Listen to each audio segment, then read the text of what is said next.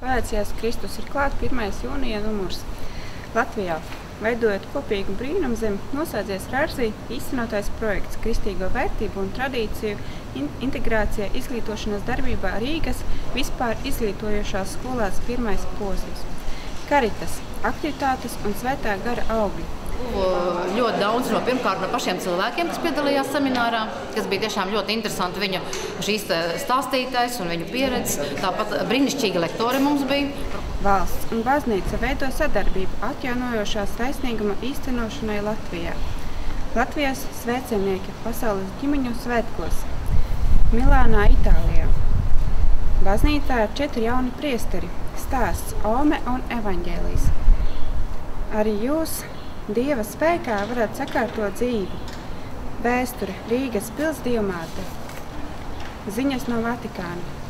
Pāvesta lūgšana nodomu jūnijā. Dodieties dziļāk kopā ar Jēzu. Izvēlēti pasaules jauniešu dienu aizbildni.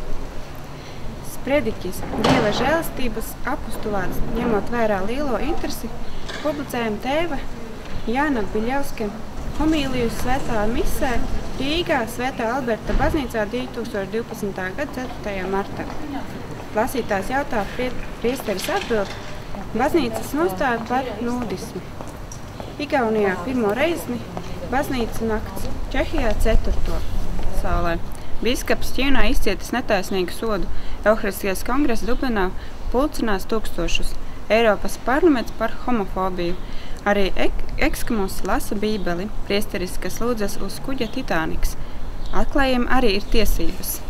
Fotoreportāžā par svēto pasludina Betānijas dominikāņu māsu ordeņu dibinātāju tēvu Latastu. Sludinājumi Rīgas arhibīskapa metropolīta Zbiņņa Stankēviča vizitācijas saraksts 2012. gada vasarā.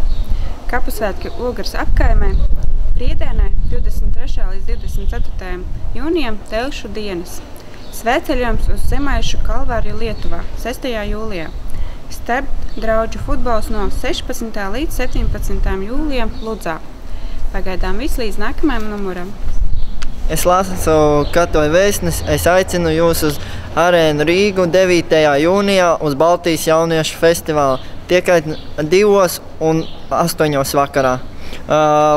Mājaslapā var pieteikties uz biļetes rezervēt, jo vietu skaits ir ierobežots.